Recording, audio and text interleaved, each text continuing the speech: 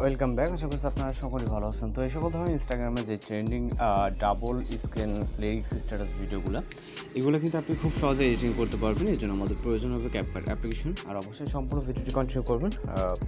তো এখান থেকে আমরা ওপেন করার পর রিপোজিট অপশনে ক্লিক করব।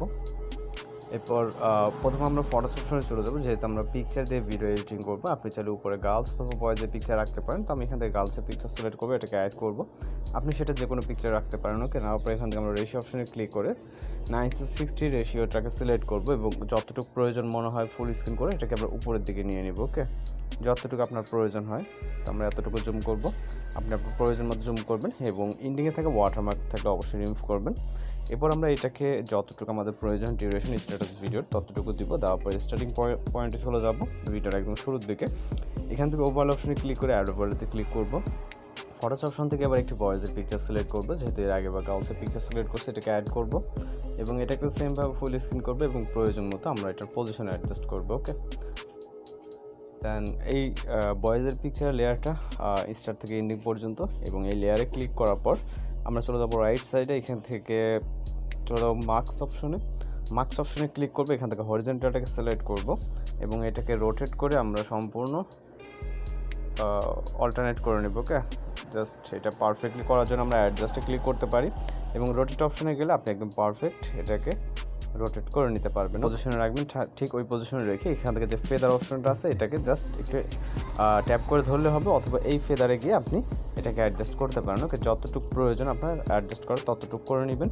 নেওয়ার পর এখান থেকে আমরা টিকমার্কে ক্লিক করবো, দেন আবারও টিকমার্ক। এরপর দেখতে পাচ্ছেন আমাদের দুইটা ডাবল স্ক্রিন যে পিকচার অ্যাড হয়ে গেছে। ওকে, গার্লসের পিকচারটা আমরা আরও কিছুটা উপরে উঠাই দিই এবং বয়েজের পিকচারটা চাইলে আমরা এই পজিশনে রাখতে পারি। ওকে, দেন এখান থেকে আমরা লিরিক্স অ্যাড করার জন্য অ্যাড ওভারঅলতে ক্লিক করবো। এরপর ভিডিওস অপশনে চলে যাবো। যাওয়ার পর একটি লিরিক্স ক্লিপ সিলেক্ট করে এটাকে অ্যাড করবো। আপনি আপনার প্রয়োজন মতো যে কোনো লিরিক্স ক্লিপ এখানে অ্যাড করতে পারেন। দেন এটা ব্ল্যাকস এন্ড রিমুভ করার জন্য ব্লেন্ড অপশন, এরপর এখান থেকে ফিল্টার অপশনটাকে সিলেক্ট করে দিব। ওকে, এবার এটাকে যতটুকু প্রয়োজন রাখবো, অর্থাৎ জুম করবো, করার পর এটাকে পজিশন অ্যাডজাস্ট করবো এবং এন্ডিংটাকে অ্যাডজাস্ট করার জন্য এন্ডিংয়ের দিকে চলে যাবো। যাওয়ার পরে স্পিড করে রাইট সাইড অংশটুকু ডিলিট করে দিব। ওকে, তো এখন জাস্ট আমরা যদি এখান থেকে প্লে করি, আমাদের বর্তমান অবস্থা হচ্ছে এইরকম। ফটোতে কোনো রকম ইফেক্ট বা কোনো কিছু অ্যাড করে না, আমরা একটি ইফেক্ট অ্যাড করবো, এই জন্য ইফেক্ট অপশন। এরপর ভিডিও ইফেক্ট অপশনে চলে যাবো।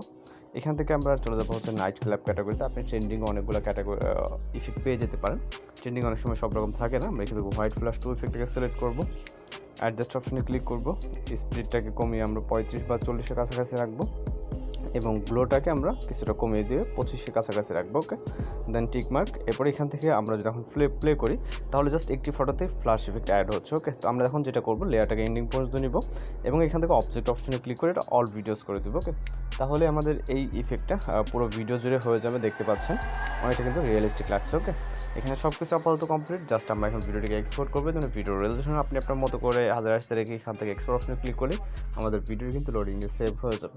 তো এই ছিল আজকের এডিটিং টিউটোরিয়াল। আর যদি ভিডিও ভালো লাগে অবশ্যই চ্যানেলটিকে সাবস্ক্রাইব করে রাখবেন। দেখা হচ্ছে পরবর্তী কোনো ভিডিওতে। ভালো থাকবেন, সুস্থ থাকবেন।